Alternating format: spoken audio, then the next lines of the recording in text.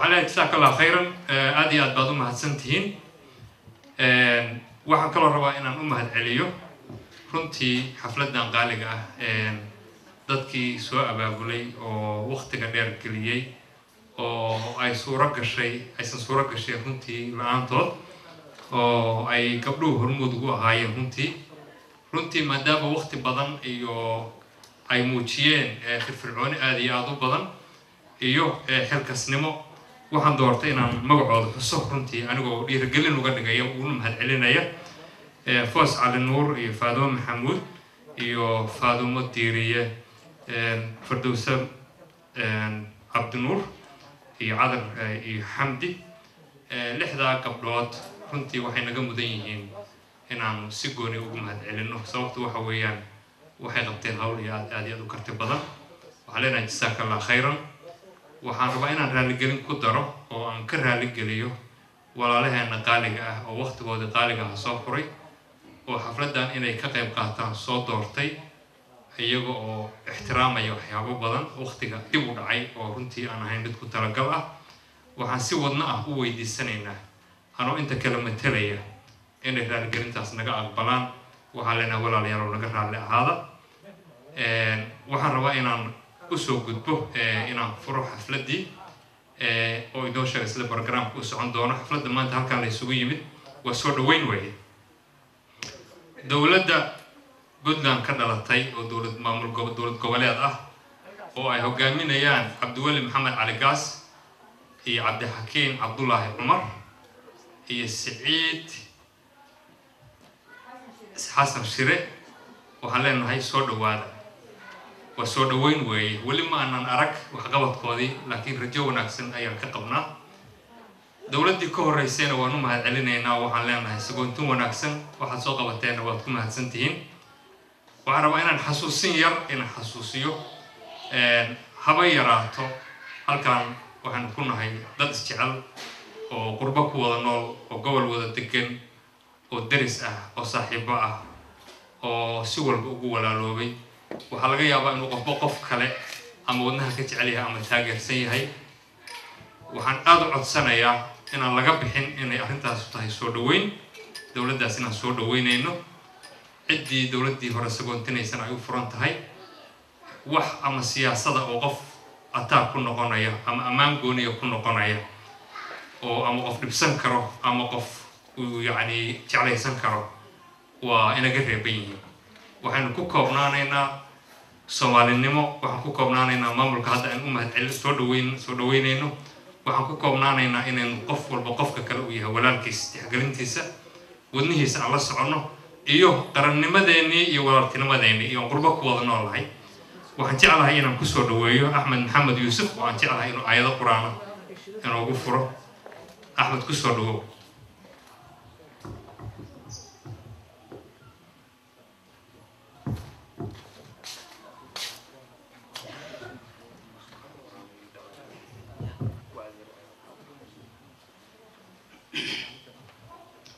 بسم الله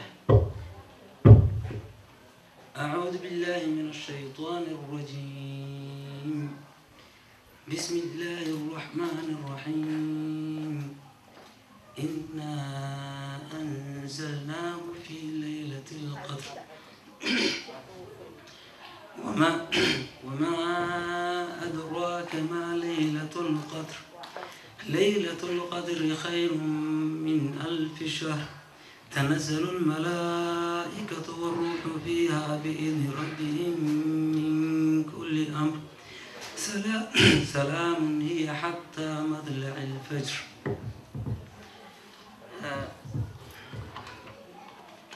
بسم الله الرحمن الرحيم والصلاة والسلام على رسول الله ما دام حفلتنا وكل اللي سوي مادو kuma soo talagelin runtii wacdi dheer in wacdina meehi laakiin waa laga maarmaan waxyaalaha qaarkood in markasta la isxasuusiyo waxaan malayaa muddo 5 daqiiqo haysta intaasan kusoo koobi doonaa mahad ilaahay baa iskale subxaanahu wa tacaala ilaahay noo suurtageliyay inaynu meeshan isugu nimaadno innaga oo soo dhaweynayna dowladdan cusub ee Puntland loo doortay sagootineynana تي سونا دوين النتي هرتو ومعملكي دو دمادي إسلام كان وجمع هالعلنا تي هرنا وجمع هالعلنا وحي وناسنا يسوق بطي تن عصومنا كسر دويننا هذا كعم فرن وندعي لنا إن الله سبحانه وتعالى ووافجيه وحي خيرك ومد وجره waxa laga marmaana dawladdu waxay ka mid baynu nahay iyo ummadda Soomaaliyeed dawladda iyo raalihaada xogaa waxa jira waxa siman warkusanahay ummadda Soomaaliyeed baynu ka mid nahay hadii jaalid Soomaaliyeed oo halkan degan horumarka ay dadka madaxda ay gaarayaan ama ay qabanayaan qayb ayaynu ka nahay laakiin waxa isweydiin mudan goorma iyo sidee ayaynu uga qayb qaadan karnaa waxa wadanka ka socda waxa kaliya uga qayb qaadan karnaa waxa weeyaan waa markaynu inagu jaaliyad xoog leh ama mid Soomaaliyeed ha noqoto mid Puntland ha noqoto jaaliyad xoog leh halkan aynu ka samaysano jaaliyadaas oo loo baahan yahay in midnimo ay ka jirto in wada shaqeyn ay ka wada jirto in iskaashi uu ka jiro waxa ugu muhiimsan oo isxasuusinta u baahan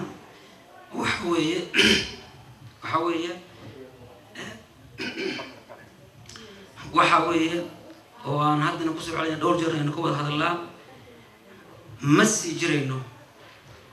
haddaynan inagu waxaynu jirkii koowaad ma sii jirayno haddaynan ku dadaalin haddaynan waalidiintii luqadda afka Soomaaliga oo runtii sii dhamaanaysa waxa laga yaabaa jiilkan labaad ama saddexaad inaan wax luqadii ku hadlayaba ay jiri doonin marka arintaas xil weyn baa inaga saaran in lagu daano waa loo baahan yahay mideeda kaleetana waxa ilaahay mahadiisa xabladan aynu isugu nimi dad badan oo teedii hore nagala qayb galay inay joogin marka inaynu had iyo jeer xasuusanaano waxyaalaha suusuuban oo diinteenu nafarayso aad iyo aad baan u mahadsantihiin kana raali ahaada codkayga go'is waxaan ku soo dhaweynayaa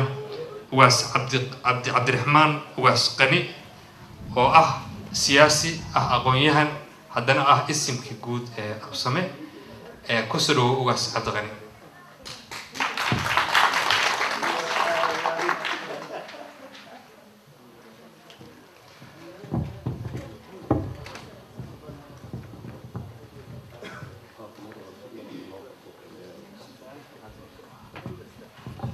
السلام عليكم ورحمة الله وبركاته. وإسكعادي سنة وضياش مكاننا إن له الرئيسية تام بقصنا لكن ذكي حوجا تاريخ دي غنية أكون يعني أنتي ويشوجان أنتي إسلام هنا هم بيننا إن شاء الله عول ويناش شيء برنامج كان لقى بحكرين عاوة أو أحسن دوينتي دولة الرسول وحكوز جرت المركا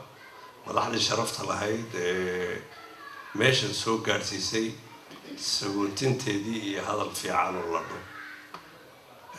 أنا وحي عادي بقول جرتها إن دولة دي بحضي أمانته أيوة بضت ويا يجعل رجني وحقبت كودا كنتي ديمقراطية هذا السيد وحود عين وحلا في الهي ما بطلان يعني إنك تبدأ تشوفنا جودها كوي تشوفي بطلان كل نولا قبل هذا كلام الصوماليات أفريقيا دي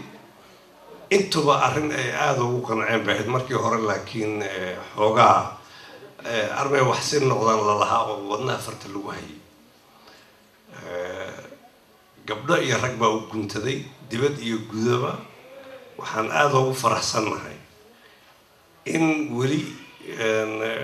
توشكي إفتين كهاي الديمقراطية الفيدراليزم كأنه بوتلان ولي وضو أو أي كورس أقول الله ذكره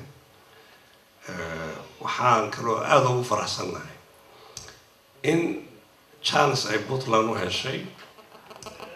saddex madaxweyne kuwa geeriyooda Allah u naxariisto saddex madaxweyne inay goobjoog ka ahaayeen oy ku nabad qabeen waliba oy ku sharfanaayeen oo mid la canaananayo mid la caayayo mid la xidhayo midna uusan jirin laakiin mid walba intii uu soo gaarsiiyey lagu sharfahayay oo loogu mahadnaqahay marka Dr. Cabdiraxmaan Faroole xaggayga iyo xag walba maanta markii situationka Afrika iyo geeska Afrika loo fiiriyo amaanta ugu weyn ee nin mas'uul u leeyahay wuxuu sameeyey xag maamul si fiican buu u sii dhisay ninkii madaxweynihii ka horreeyay Cadde Muuse boqorkii buu ka sii qaaday boqorkana meel buu soo gaarsiiyey asagana wuxuu ka sii qaaday korneylkii Cabdullaahi Yuusuf oo runtii ahaa aabbaha Puntland waa wax weyn intoodaba mid walba meel buu gaarsiiyey haddii marka Cabdullaahi Yuusuf uu uga baxay markuu Puntland hagaajiyey uu sidii wartii kale federaalka haynaan hagaajino oo federaalka u tagay Cabdiweli hadda asagoo federaalka wax ka soo hagaajiyey uu Puntland u soo noqday ayadana waan hagaajinayaa Soomaalitan dhaqaaqiisi kala weeye oo aad u wanaagsan weeye wixii cilaaqaadkii iyo meelihii uu dadka ka soo bartay iyo contactskiisii kale oo dhanna hadda Puntland buu ku hogaamin waa wax weyn advantage waxa suurtageliyey taas inuu Dr. ama Professor Cabdiweli Gaas inuu Puntland madaxweyne u noqdo waa Dr. Faroole markii dadku ay galaan doorasho isjaqlin iyo isxaaqisho iyo iscadaabid iyo aabbaha hebel iyo waxa kan iyo ha jirto laakiin meesha ayna laftu ka jabin waxa weeye maalinka ugu dambeeyo sida lagu kala baxo weeye hooya waxay tiri baa la yiri wiilkaygii gartaha laga helay ma garmay mutaqanan waxa weeye ma ogolaaday gartaha laga helay ma ogolaaday Dr. Cabdiraxmaan wuxuu ku ogolaaday hal cod inuu dhiibo xukunka nin Afrikada kala ah oo madaxweyne ah oo ciidankii militariga iyo booliskii waxaan military male waa daraawiish marka meeshan iyo nabad sugidii iyo dawladihii maamulada isku haysta oo lacagaha iyo waxa arkay hal cod miyuu ku dhiibi lahaa xukun ila ma aha yani marka waa kalsoonida iyo dad jecelida iyo maartay marka haddaan caawo dhan wadno ma dhamaanaysa Cabdiraxmaan Faroole wuxuu ka dhigay Puntland ciidanka ugu xoog badan buu ka dhigay wuxuu sameeyey maamuladii inkastoo qaar dhawaayeen waqtiga la gaaray laakiin waa meesha kaliya ee maamulada haddii laga reebo dhinacan bidixda markaynu xagga Muqdisho ka soo jeedno maamulkii uu gaarsiiyey meel walba oo ciidan bad hadii meel kale oo la jirtay iyo ciidan cir iyo waxba la sheegay asagana marka waa meel fiican oo lagaga hari karo xukunka oo ruux lagu la xisaabtami karo gaarsiiyey waxaan ka filayno Cabdiweli marka waxa weeye uu ka chance fiican yahay oo meel fiican iska qaadaa loo geeyay cilaaqaad badan oo caalami ah oo uu ku soo kasbaday marka uu heer federaal ahaana uu haystaa waxaan rajaynaynaa number 1 horta hore midda koobaad waxa weeye Puntland inuu dhexdooda hagaajiyo isku wado horumarkeeda wada socodkeeda nabadgelyadeeda ka shaqeeyo tan labaad waxa weeye dadyowga u abtirsada Puntland in 5 سنة 4 سنة 5 سنة 6 سنة كبعد هذا وقت كتير كشوكي جوامس 4 سنة مثل 5 سنة 5 سنة waxaan rabnaa weji kale inaan ku aragno insha Allah oo ka fiican kan waxyaabaha loo yiri hal isbedelo way ka mid tahay ruuxu markuu waa qof bini aadam ah 4 sano 3 sano 5 sano markuu meel joogo uu xiiqiba ku wax walbana wuxuu la noqon caadi inay u dhaqmayaan waayo nimankii ka hooseeyay reportkay bixinayaan ba meel walba isu ekaanay oo nin walba wuxuu leeyahay meeshii aan laga qaadin marka inuu horumar sameeyay uu qorayaa ninkii madaxda marka control oo ma yeelan karo xogaa maxaa la dhahaa xukunka naftiisu wax la yiraahdo urgal buu leeyahay urgal waa maxay dad meel hadda wax ka yar qiiqayaan oo si ama caraf aad jeceshahay ama necab tahay ay noqoto haye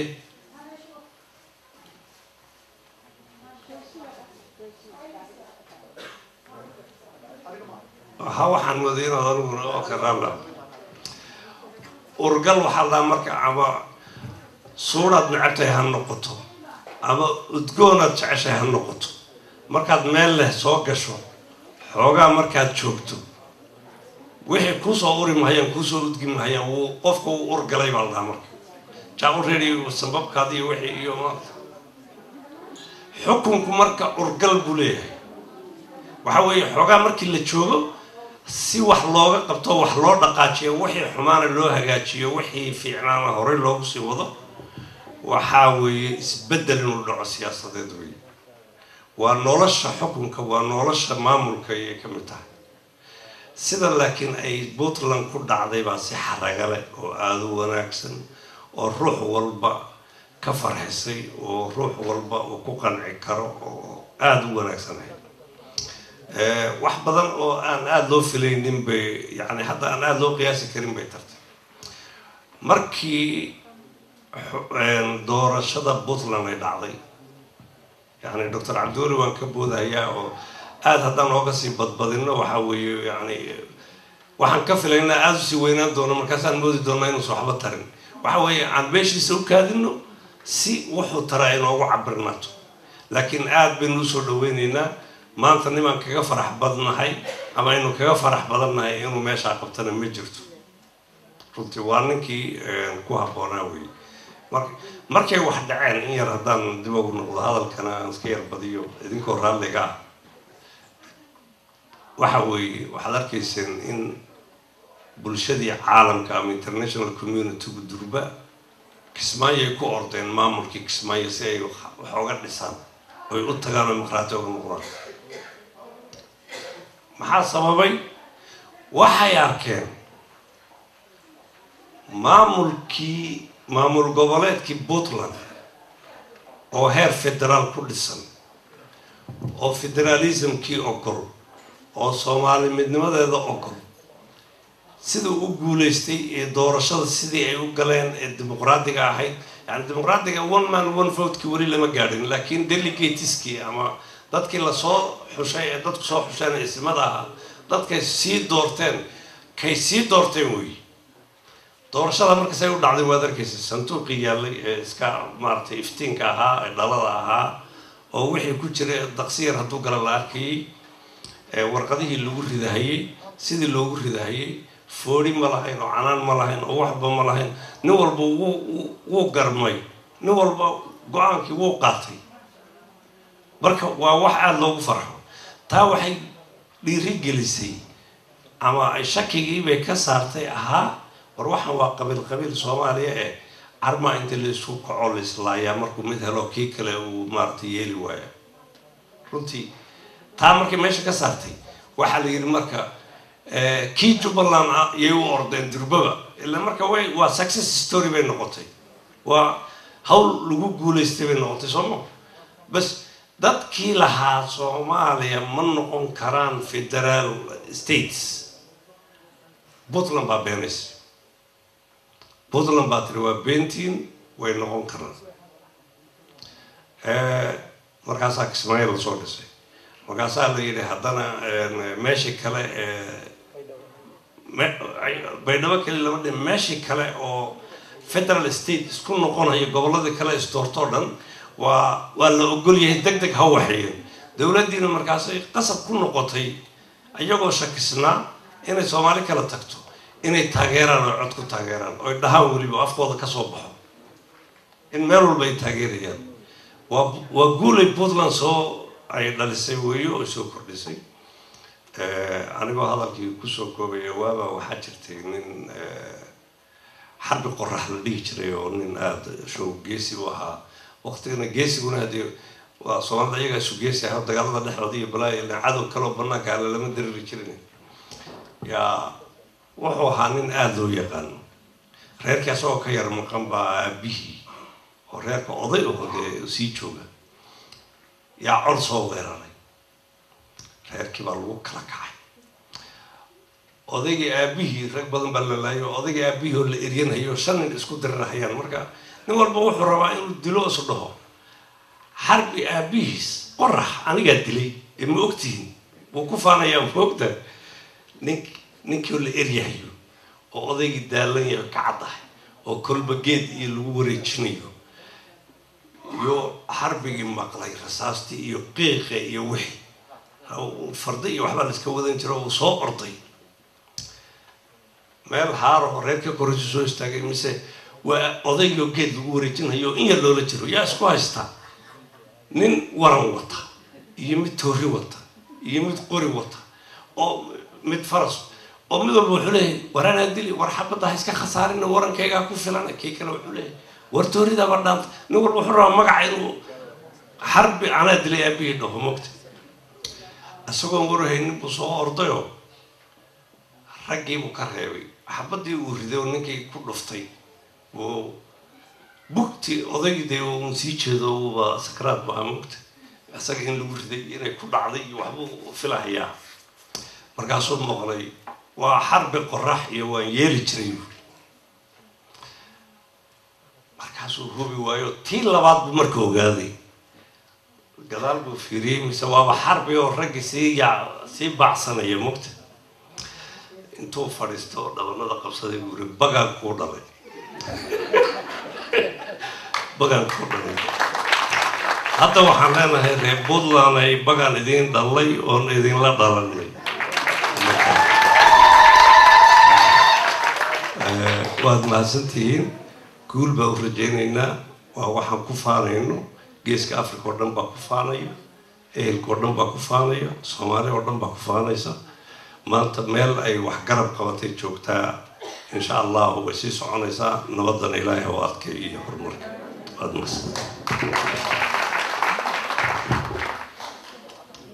aad aad u mahadsan yahay ogaasku waxaan leenahay jazakallahu khayran jazaa waxaad ogtihiin wax yar ka hor waxaa la caleemo saaray maalinta Puntland la caleemo saaray gobolada Jubbooyinka oo iyaguna muddo dheer dadaal ugu jiray waxaan rabaa inaan u yeero Suldaan Siciid Maxamuud Qiilmo waaye oo ah ambassador na ah Maxamuud Siciid oo ah ambassador Jubbooyinkan ahna oday aqoon-yahan ah oday dhaqan ah haddana reer Puntland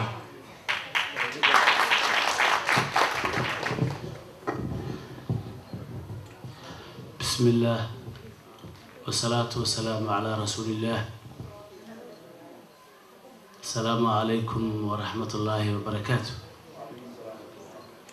marka hore anoo ku hadlay magacayga magaca madaxweynaha Jubbaland State magaca madaxweyne ku-xigeenka iyo madaxweyne ku-xigeen koowaad iyo labaad magaca golaha wasaaradda magaca dhammaan dadweynaha Jubbaland waxaan leeyahay assalaamu calaykum waraxmatullaahi wabarakaatuh waxaan munaasabada waana loo sheegay ama wayba tahay waa laba qodob qodobka koowaad hambalyo bogaadin duco farxad madaxweynaha cusub ee Puntland mudane gaas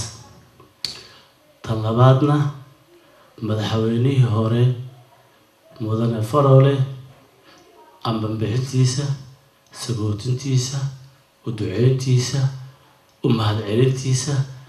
labadaas qodob weeye labada qodob oo caawa xafladan ay ku saabsan tahay sidaan oga marka hore waan u hambaliyeynaa waan u duceyneynaa farxad weyn bay noo tahay isbedelkii wixii wanaagsanaa oo ku dayashada mudnaa oo ka dhacay Puntland oo adduunka oo dhan ma aha waxa oo maaragtay intiinan kaliya aan ognahay caalamka oo dhan meeshaas wixii ka dhacay dimuqraadiyadii ka dhacday sida loo ixtiraamay bini aadamka sida dadkaas isu ixtiraameen sida ay dimuqraadiyada u ixtiraameen hal cod sida ninkii iga horreeyay walaalkay uu sheegay hal cod nin Afrikaan ah oo awood leh oo meel inta 5 sano haystay ama muddo haystay hal cod sida uu ogolaado waa kharaarta ninka ogolaaday waa nin dalka rajo ka qaba dadka rajo ka qaba xorriyadda bini aadamka iyo codka wuxuu yahay og biseel dhulkaas oo dhan dadkaas meesha ku nool ay bisil yihiin way Puntland runtii Puntland iyo siyaasadda Puntland iyo maamulka Puntland iyo qofka in la kala qaado dad yaqaan way dalka waxa u roon baa horta Puntland annaga haddaan nahay shacabka Puntland ama Jubbaland ama dadka Soomaaliyeed oo dhan maxaa yeelay Soomaalida meel Puntland haday hagaagto waa qayb Soomaaliya kamid oo hagaagtay macnaheedu ma aha inaan la faanaya ma aha waan u duceyneynaa waana u rajeyneynaa waana u rabnaa in Soomaaliya oo dhan gees ilaa gees waqooyi ilaa koonfur inay Soomaaliya nabad ka dhacdo oo nidaam ka dhaco oo xorriyad ka dhacdo oo dimuqraadiyad ka dhacdo oo doorasho xor ka dhacdo oo nabadda ay Puntland haysto meel ba ay gaarto waan u rajeyneynaa ilaahayna waan uga baryeynaa maxaa yeelay Puntland nabad ma noqon karto haddii meel Soomaaliya oo dab ka horcaya nabad ma noqon karto dadka way jecel yihiin xorriyadda way jecel yihiin nabadda way jecel yihiin nidaamka way jecel yihiin kala dambeynta way jecel yihiin dawladnimada ilaahay waxaan ka barinay Puntland ilaahay inuu badbaadiyo ilaahay waxaan ka barinay in Soomaaliya oo dhan ilaahay inuu badbaadiyo ilaahay inuu kala badbaadiyo saasa ilaahay subhanahu wa ta'ala ka baryayna dhul kasta oo Soomaaliya buqcad kasta oo Soomaaliya ilaahay inuu nabad ka dhigo ilaahay ka baryayna marka taasi bogaanintii iyo farxadii iyo ducadii madaxweynaha cusub aan u dirnay waxaan kaloo u duceeynaa madaxweynihii hore oo madaxweyne Farole xaqiiqatan madaxweyne Farole waxa ka horeeyay sidii odayga iga horeeyay sheegay madaxweynayaal far badan waxa xusid mudan oo taariikhda ay sheegaysa oo la wada og yahay ilaahay subhanahu wa ta'ala jannadii Allah ka waraabiye ilaahay subhanahu wa ta'ala jannadii Allah geeyay mudane Abdullah Yusuf Ahmed ninkii aasaasay Puntland xasuus buu mudan yahay taariikh buu mudan yahay in la sheego mudan yahay in loo duceeyo mudan yahay maxaa yeelay iyadoo aan jirin shacabka rabay shacabka dhistay laakiin leadershipkiisii xilligiisii ilaahay subhanahu wa ta'ala gacan buu ku siiyay meeshaas maanta dhagaxaasna asaga dhigay asagana waan u duceeynaa ilaahay subhanahu wa ta'ala jannada Allah geeyo aamin dah asaga iyo intii dhimatay oo dadkeena Soomaaliya oo dhan intii Allah aamin dah ودمان والدين تاني ذلك حقوق نقولها جارهن الله ونحرست أمين له تعسوا حق قب حياة ما شركان ذلك شرفت له وكسر قب قليو أرنتي بنتولن هدي أي أقلادان أرن ير أو نقدر لها أو حاجة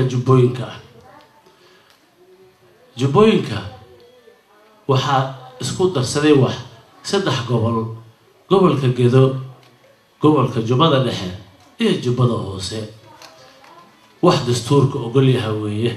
waa wax nidaamka dalkan ku dhisan oo ogol yahay weeye aniga kama hadlay shalay iyo wixii la soo maray iyo si caadi xagga ahayd waxaan dhulkaas idin hayaa oo aniga hadda aan ka imi in nabad ka jirto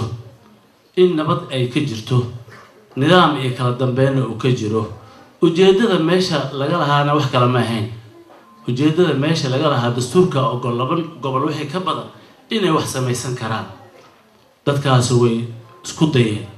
ilaahayna wuu la garab galay wayna samaysteen madaxweyney leeyihiin madaxweyne ku-xigeenay leeyihiin waxay leeyihiin golo wasiiro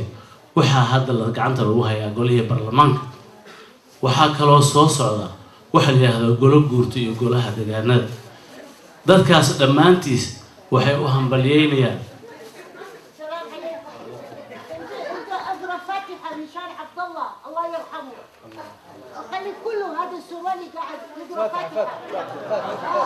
فاتحة حرام هذا الشيخ زين فقير هذا الله الصومالي زين هذا خليه يقول الشيخ فاتحة كويس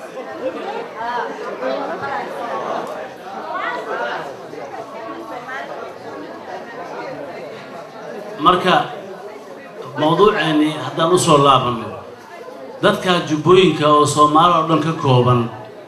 waa Soomaali oo dhan ka kooban oo aan qabiil soo dadka jubbooyinka hal qabiil ma degana qabiilo badan oo Soomaali ah degan dadkaas meesha anigu dadka meesha ku dhashay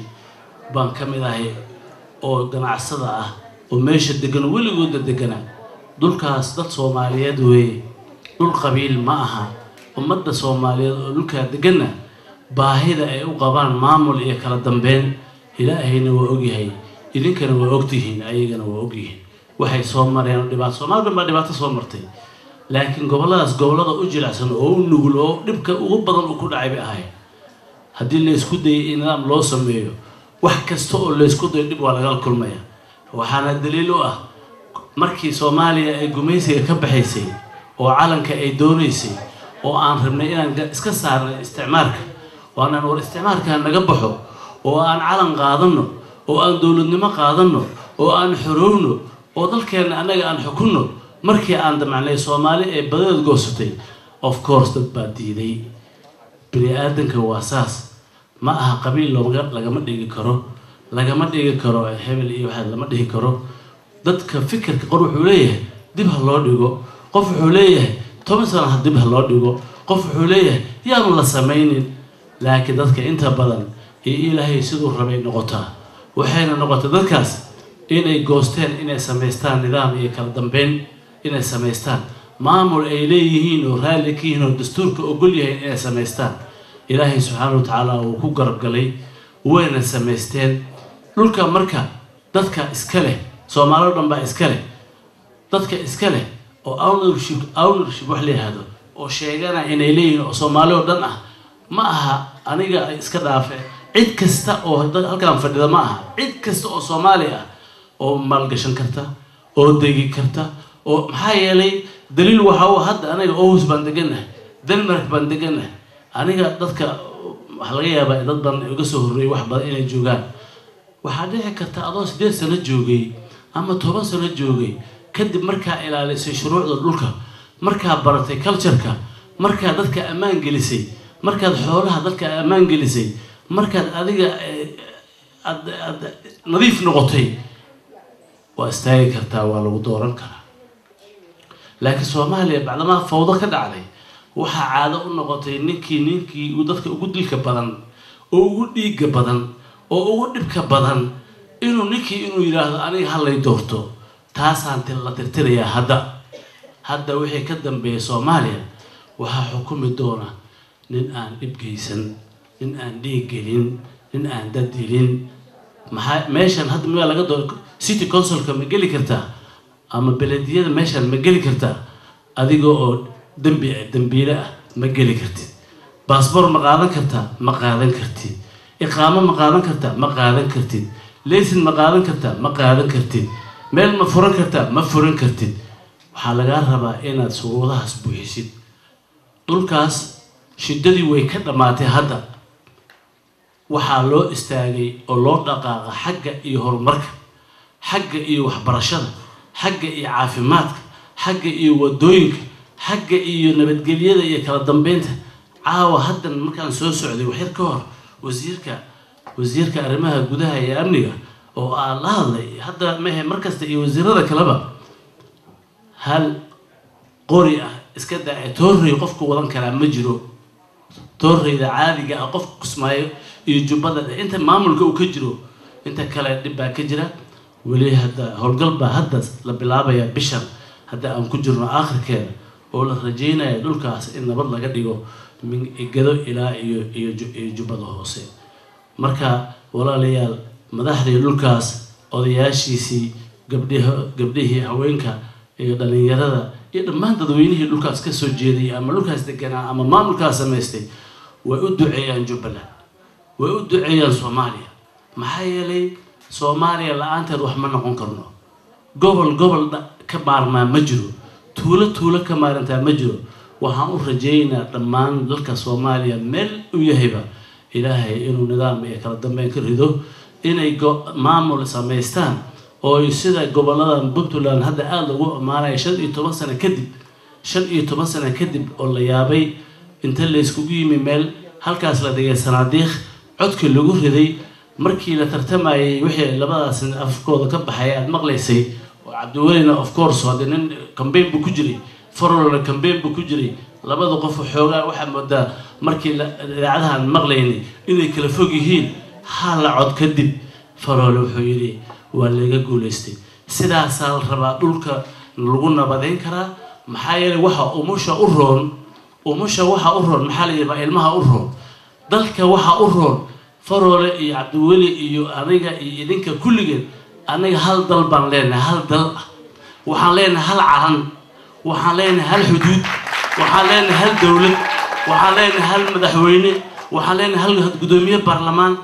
dhulkeena in la qaybeyna ma ogolin dhulkeena madax dowladda aad baan u rabnaa waa dhici kartaa mararka qaarkood in fikradaha dowladda ay si u hadasho oo waa fikirkaas laakiin dhul aan kaloo aan leenahay ma jirto ninkan deenishka ninkan turkiga ninkan carabka ninkan isbaanishka ninkan talyaaniga sidaan hadda markaa u fadhino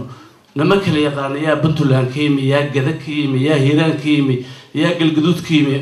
yaa baydhabo ka yimi yaa somaliland ka yimi ma kala yaqaano wuxuu leeyahay dadkan dad soomaaliya caawa meeshaan shir ku leh mar haddii xaalkeena saas yahay annaka dad soomaaliya nahay waxaan aaminsanahay waxa soomaali u roon inay noo roon yihiin waxa soomaali u dan ah ee danteena tahay meel kastoo aan joogno haddaan joogno raaskamboni haddaan joogno looyacado haddaan joogno buulaxaawo haddaan joogno raas caseer waxa nin kasta qofka soomaaliga u roon baa nin kastoo annaga naga mida u roon fadhi kudirariyada dadkan hadda london iyo waxaan ka arkaa idaacadaha ay niman sidoo kale taaya soo xirto inta la fariisiyo waxay iska fadhiyaan meeshay fadhiyaan wax alla waxay rabaan bay iskaga hadlayaan wax ka jira mara waxaas wallaahi anaa xamar soo maray hadda 11 cashan soo joogi mar kastana waa tagaa meel ka nabad badan oo ka sharaf badan oo ka wanaagsan oo lagu noolaan karo aniga nin weyn oo caan ah waddanka caan baan ka ahaa saasaan u mari jiray qof kula hadlaaya ma jiro iyo qof xagee ka timi ku dhahaya qof qabiilkuu dilaaya qof qabiilkuu rabidna ma jiro dad yar oo siyaasiyiin ah oo danaystayaal ah oo dhafoorkan soomaaliya u yeelay baa soomaaliya wareeriyey waxaana ka mid ah kuwa idaacadaha fariisanaya meelahaas aad aragteen tviyada aad ka aragtaan oo doodaha la keeno oo waxay doonaan iskaga hadlaaya waa khuraafaad kuwa homepage soomaaliska oo wax lagu qorqoro oo wax khuraafaad waqtiga idinka dhuminin dhulkiinii nin walbow tuulo soomaaliya ka mid ah haddaad maalgeliso kulligan kala tuulaan ka nimi isku meel baan ka wada nimi ilamaha dadkaan kuleyna isku qabiil yihiin ana ma aaminsani dad badan oo soomaaliya ka buuxa meesha oo kala qabiil ah soomaalida saasay isu jeceshay hadda dad soomaaliha oo aan harti ahayn baa meeshan ka buuxa dad soomaaliha oo aan daarood ahayn baa meeshan jooga dad soomaaliha oo aan isaaqay yacni dad kulliga waa soomaali iyadoo hadda magacyadeyna iyo wujuudeyna aan aqoonin saasaan u aqaanaa soomaalida qalbisameedaasaan ku aqaanaa saasay uda xafladeynaysaa saasay puntland raalli oga tahay ma ka yeelaynaa niman intuu tv-ga soo fariistay oo puntland wuxuu rab ka sheegay galmudug wuxuu rab ka sheegay ma ka yeelayn soos maha ma ka yeelayn idinkaa inanka dadkeena qurbaha jooga iska fura bacda qabiilka iska fura بعد قبيل كاسكفر وروح بعد اللي هو ذا أنا كنتين كيم أنا كان كتير أنا دنمارك باسبور دنش باسبور بايست دنمارك بين أضل سنة كلها ما قرأته والغيها بقى بعد يروح الروح بدل اسكفر بعد ذكر إلهي هاي ذكر بعد قبيل بلا حديث رجيليا قول بعدين رجيليا وحال وقتها ورسوماليا وإذين باهنتهاي هذا الكإنتاج ما بدي هذا الكإنتاج جرنا وهذا الكإنتاج جرنا نول بوتولدي أذكرتي مواتق عن ماشي تاي بليز تولد هذا جيوح دتك عاون دولك بس. السلام عليكم وإذن سلام الأمان. waxaan rabaa inaan uga faa'iideysto intaanan gelin xafladan la iskugu yimid oo sharafta leh in aan ka dirsado ayagoo raalli laga yahay tacsiib ra'iisul wasaarihii hore oo dhintay Allah naxariistay Cabdirasaaq Xaaji in ilaahay u naxariisto oo maanta Muqdisho lagu duugay ilaahay u naxariisto waa uga faa'iideysanayaa meeshaan insha Allah waxaan kaloo ku faraxsanahay in dalkiisii lagu duugay oo maanta masaajidka isbaahaysiga islaamka in lagula dukada janaasadii laga soo wacay oo halkaas lagu duugo ummadiisa ku duugtay waxay ka tahay dhinac macnaha farxad halkan waxaan uga mahad celinayaa xafladan sharafta leh oo wanaag loo sameeyay gabdhihii soo abaabuliyay dadkii ka dambeeyay oo dhan aan uga mahad celinayaa mahad celin ka soko madaxweynaha Puntland Cabdiweli Gaas in ilaahay xilka u fududeeyo aan kulli waa u duceynayaa in ilaahay xilka u fududeeyo Soomaaliya maanta qofkii xilka qabata dhib badan ay qabatay ninkii ka horeeyay madaxweynihii ka horeeyay Faroole Cabdiraxmaan asagana waqti fiican iyo wuxuu muujiyay macnaha dimuqraadiyad inuu iska wareejiyo xilka nin kasta oo Soomaaliya waxa uga baahanahay inuu xilka iska wareejiyo hadii laga qaado waqtigiisa u dhamaato waxa u maleynayaa Soomaaliya oo dhibaato muddo badan ka jirtay inay ka roontaa dawladaha Carabeed oo maanta ku mitiday ugu 40 sano inay macnaha dadkooda ku xasuuqaan naga xoogaa waxa moodaa inaa intii dhaano ka roonahay ilaahay noo siyaadiyo waxa macnaha mudan madax kasta oo Soomaaliya inay ku daydaan madaxweynihii hore Cabdirasaaq Xaaji macnaha ra'iisul wasaarihii hore inuu maanta yiri madaxweynihiisii hal laygu abduwo oo ka dardaarmay madax kasta waxaan u rajaynaynaa inay saas oo kala sameeyaan waa fahmi karnaa madaxweynihii ra'iisul wasaare is haystaan naga batay labadaas marruna waxay ahaayeen laba qofood oo maanta hal la isku keen abduwo heer amarayo kuwana annaga ma soo marana maanta waxay tahay in la kala ilaaliyo marka ilaahay waxa uga rajaynaynaa ninkii dalkiisa iyo dadkiisa uga taga wanaag inuu wanaag badan helayo sida uu helay marxuumkii maanta xamar lagu duugay ayagana saas aan wada rajaynaa kulligooda dhanna saas aan wada rajaynaa Soomaaliya in ilaahay mid qura ka dhigo oo ilaahay meel isugu keeno hadday federaal yihiin iyo haddii muxuu ahaa qof walba laan gooniya ay sheegto waxaan jeclahay in Soomaaliya oo mid ah Soomaaliya oo mid ah la'aanteedna ma noolaan karno ilaahay waxaan ka rajaynaynaa in Soomaaliya oo mid ah aan aragno oo aan ku noolaano halkaas danteenu ku jirta Soomaalinimadeenu ku jirta dhibaatada uga bixi karnaa marka annaga haddaan kulley aniga xaggayga ay tahay hal layga raalli ahaado waxaan jeclahay Soomaaliya oo mid ah Soomaaliya ha noolaato saxaagaas aan imaadaa halkaygaan iska fadhiyaa marka horeysa waan islaamayaa dhammaantiin waasiyada iyo madaxda iyo shaqaalaha iyo dhalinyarada meesha soo abaabshay baan ugu mahadcelinayaa sidoo saaxiibka Cawil sheegay bulshada dhammaan kala jooga marka inta badan anu afkooda ku hadlaa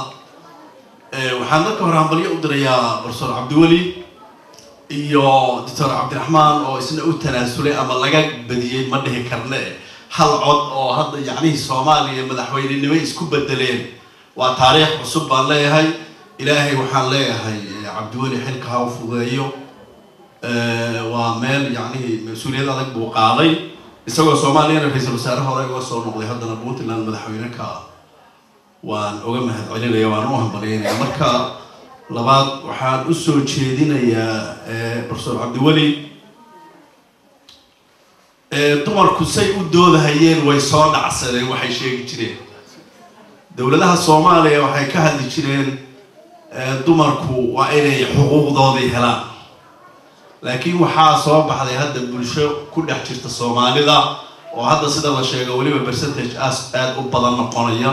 oo maalin walba soo kordhaya oo loo dhaho bulshada Soomaalida ee naafada ah Cabdiweli marka waxaan ka codsanayaa dhalinyaro fara badan oo aqoon-yahaniin ah Puntland joogto oo naafo gabdhiyo wiilal bale marka inuu horta xilka ka qayb geliyo oo ma dagaalami karna sidii dumarka oo kale oo dumar iyo rag baan u kala qaybsanaa naafa haddaan nahay marka waxaan leeyahay dumarkoona gabdhihiina naafada ka qayb geliya xilka oo ha noqonina yacnihii dhaqanka Soomaalidu waxaan la soconaa inuu dhibo ama uu dhibaato ku yahay qabaa'ilo iyo dad shakhsiyaad oo dhibaatooyin soo gaareen markaan idin leeyahay dadka shakhsiyaadka waxa weeye dee inta meesha fadhida berri qof naafa noqon doonayaa ma garanayno marka professorka ama dhakhtarka ama macalinku markuu naafa noqdo bulshada Soomaalida uu ka dhex baxaa guri buu ku urursaday familkiisa aqoontiisina meeshaas ay ku baaba'daa dadnimadiisuna meeshaas ay ku baaba'daa marka waa codsi gooni ah oo u diray xukuumadda Cabdiweli dawladda federaalka marar badan baan u diray iyo maamulada kale ee cusub ee hadda iman doona Jubbaland hore baan ugu diray baan u maray waa laga heliyaa meediyaha Soomaalida Puntlandna waa markii labaad ee hadda ku celiyo marka Cabdiweli waxaan ka codsanayaa fadlan ka qaybgeli bulshada naafada maamulkaaga aad baad u mahadsantihiin salaamu calaykum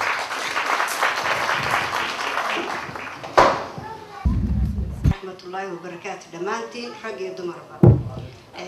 anigu waan ugu soo talagalay xafladan inaan ka qayb galo maanta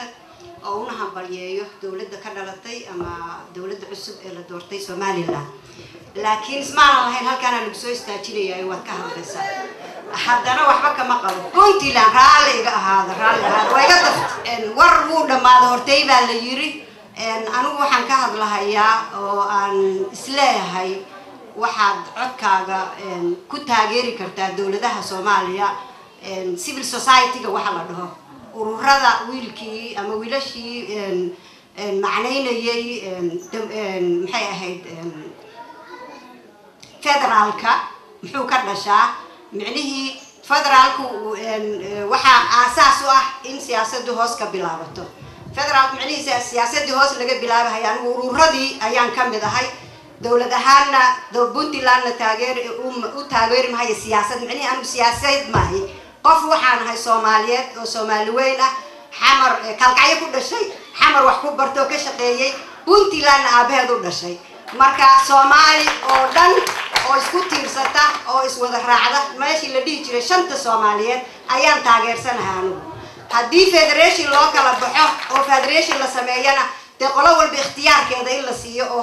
hoos laga soo bilaabo aasaaska ayagoo codkooda la dhageysanayo xorriyad la siinayo qof walba uu asagu suu rabo u tashanayo in aan u ogolaano oo xorriyad ma aragtay sawdka dadka loo ogolaado ama siyaasadda hoos bay ka soo dhisantaa marka anigu waxaan taageersanahay sidii dad badan ay ku dhawaaqeen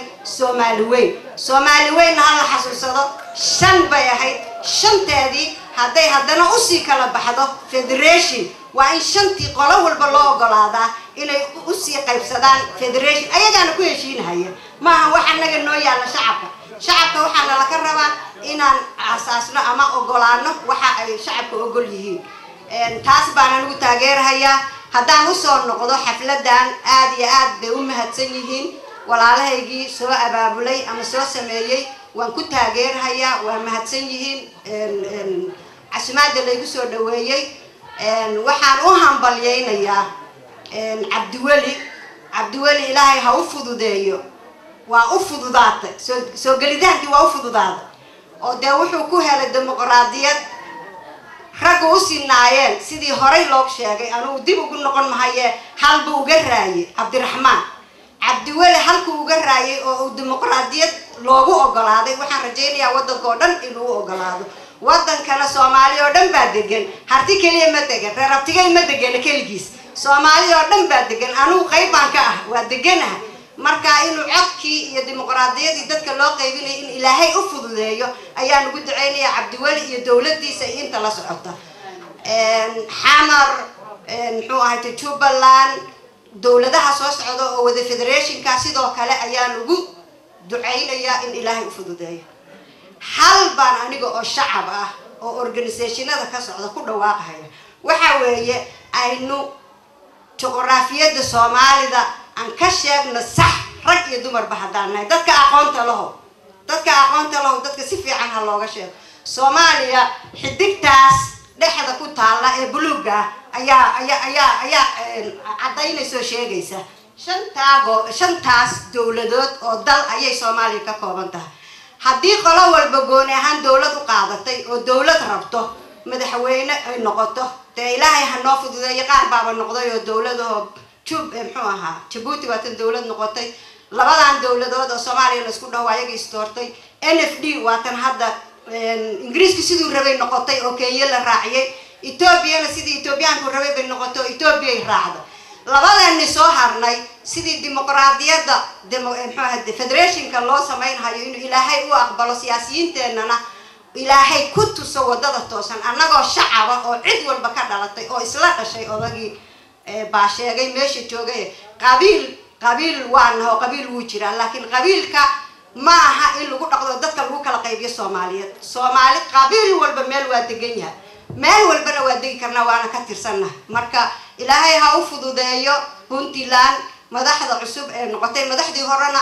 dee si sharaf leh bay uga degeen oo way ku mahadsan yihiin madaxda hadda qaadatana ilaahay ha u fududeeyo nabadgelyadaan kula dardaarmahaya cabdiweli iyo dowladdiisa nabadgelyo waxaan lagu helin iyo walaaltinimo xoog laguma helo in nabadgelyo iyo walaaltinimo oo isku soo dumo Soomaalida meel walba inay joogto ayaan ugu duceynaya ilaahayna ha aqbalo waa mahadsantihiin dhammaantiin aad iyo aad ay u mahadsan tahay hawo xirsi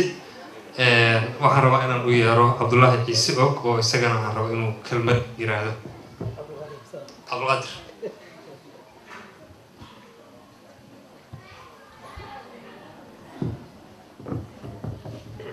بسم الله الرحمن الرحيم اللهم صل على سيدنا محمد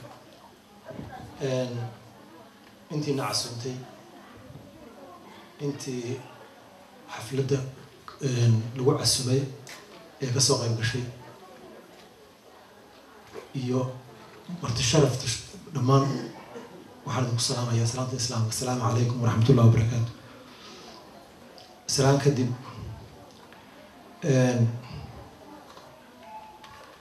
xafladda quruxda badan ee aynu isugu nimid ee ku taageerayno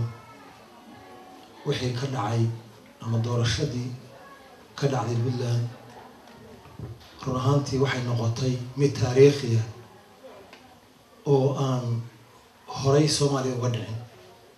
laakiin aan rajaynayo inay dib uga dhacdo iyada iyo mid kuwa kale oo ka fiican bay dib uga dhacaan aan rajaynayo Puntland waxay u horseeday Soomaaliya runtii wax lagu daydo oo qiimo badan oo sharafi ku dheehan tahay oo aqooni ku dheehan tahay ayay Soomaaliya u horseeday runtii cabdiwelina waxaan leeyahay hambalyaan leeyahay markii hore halkan aynu isugu nimid runtii innagoo isaga taageerayna oo markii uu doorashada ku jiray halkan aynu isugu nimid innagoo taageerayna haddana waa markii isagoo ku guulaystay aynu ugu hambalyeynayno runtii aad iyo aad baan ugu hambalyeynaa cabdiweli hawl culus oo ballaaran baana sugaysa ilaahay ha u fududeeyo isagaa waynu waaxid ilaahay ha u fududeeyo waxaan rabaa قيل مواد بعض وكحرم بعض مقدشة صدح ويك بانكسر كيا رمتي dadka halkan jooga markaan ku idhaahdo muqdishaan ka imi qaar baa iga fogaada runtii aada iga fogaado yidhaahda hanagu qarxin laakiin sidaas maaha runtii ma aha sidaa qofka muqdisho taga oo dhex taga baa fahmaya muqdisho maanta laakiin innaga iyo dadka dibadda jooga iyo dadka aan muqdishoba dee warka hayno aan tegin iyo dadka gobollada jooga runtii waxaa ku xidhan bahasha hawsheeda oo bacdaasaa ku xidhan oo qof waliba wuxuu isleeyahay meeshaasi meel weligeed hagaagaysa maaha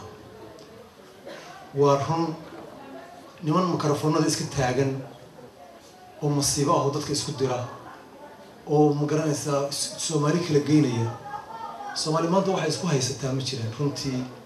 waa dad walaalaa waa dad ehela waxay isku haystaan baaba iska yarba way soo dagaalameen qabiil bay usoo dagaalameen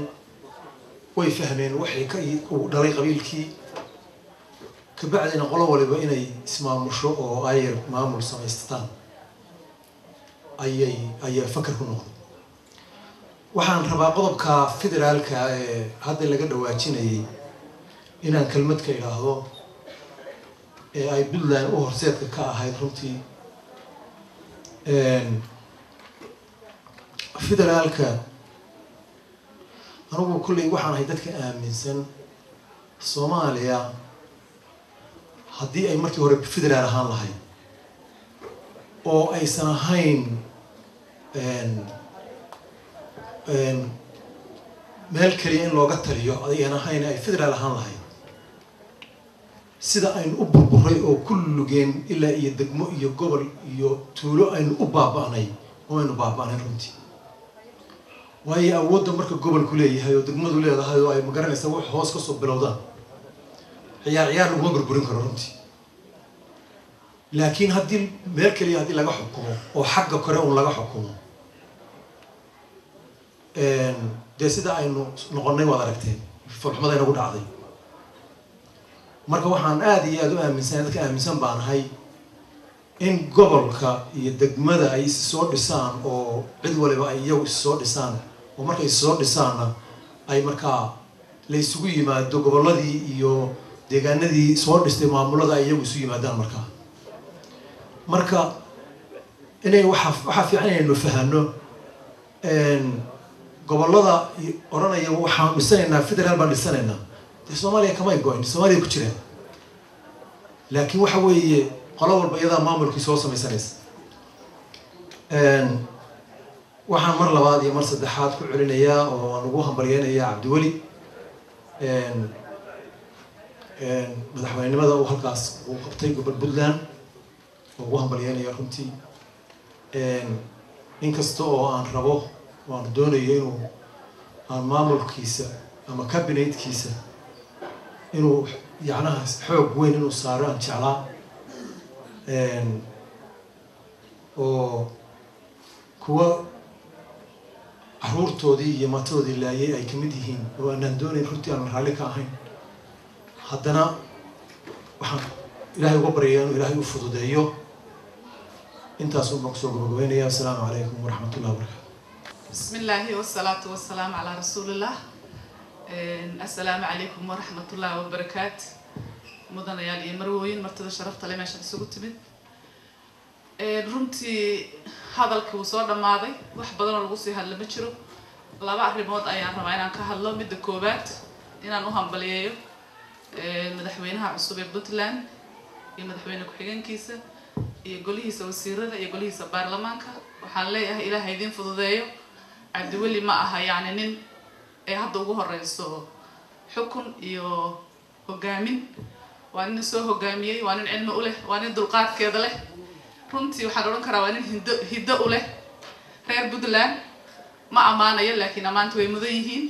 waa hooyadii Soomaaliyeed waa halgamayaasha ummadda Soomaaliyeed waa meesha ka timid xornimada Soomaaliya waa meesha la inaga hogaamin doona aakhirka sidaan u arko marka waxaan leeyahay ما شاء الله إلهي هوسياديو سومالي أنت كلنا إلهي سدوا كله كديو دمان تيمبا وحكلا أن هاد علينا يا مدحوينه هوري فروله يا مدحديسي هوري سيد شرفت لهاي استجد بين حكمك أديات بدو مهد سنتين فرونتي مدحل عسوية بدلا وحنفريا مسؤولية أي عددين صارا إلهي يقولوا واحد كأيان أيدين دورتي قفل بقى الراعي وحي الراعي ولا ويدين يا مالنس يوم القيامة ومدة يضلك يضدك أمد الصوماليات با إن الإلهي درتي سوق عبستان هجامسان أو أطرنتي حلس كسارتان حلا إلاليو حولها ددوينهن والسلام عليكم ورحمة الله.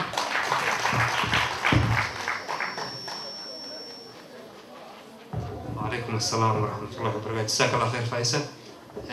بلدنا السياسيين تي أقوياء كانوا صاروا قنايا على نور. سلام.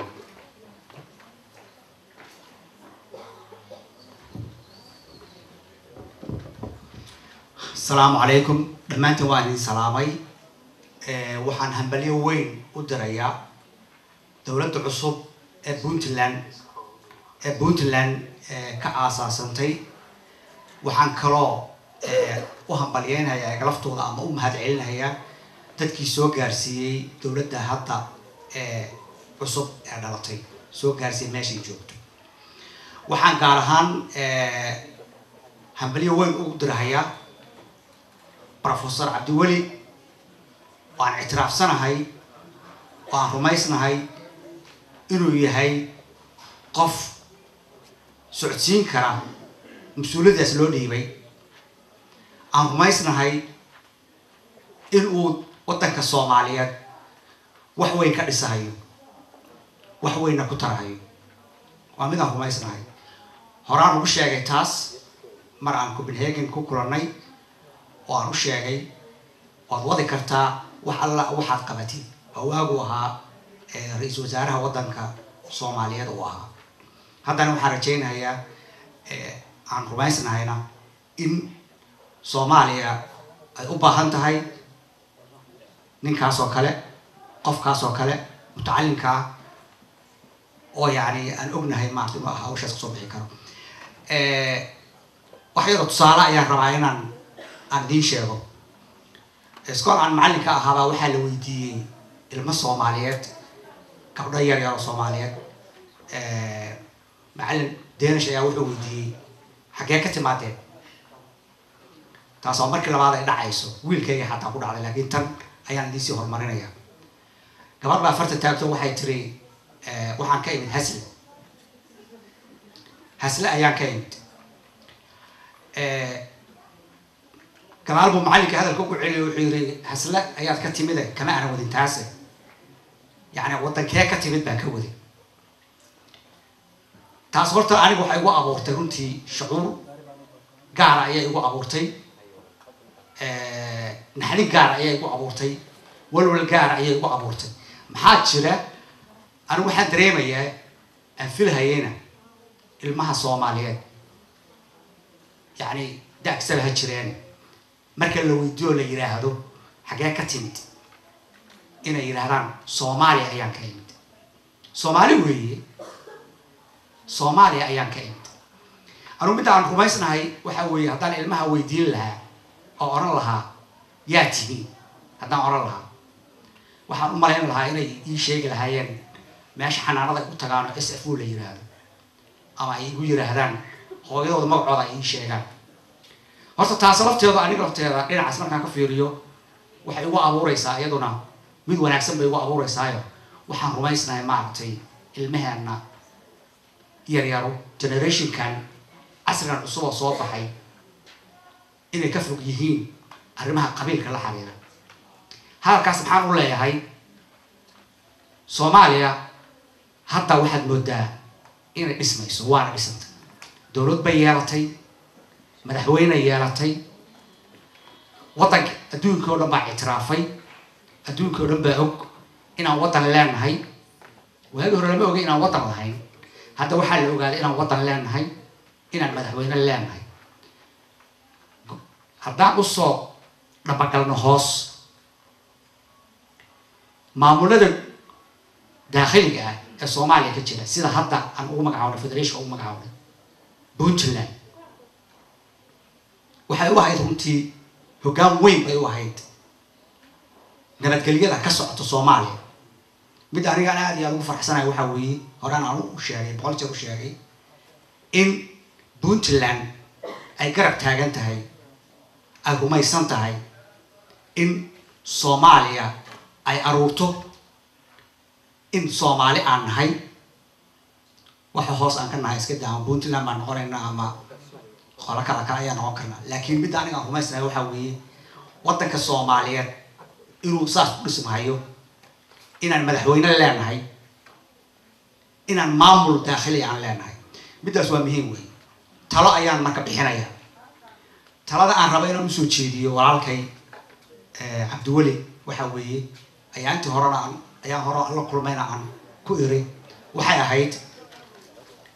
sideebaad adigu maadaama qof nin mutacalima aad tahay oo waxbarasho heer sare ah gaaray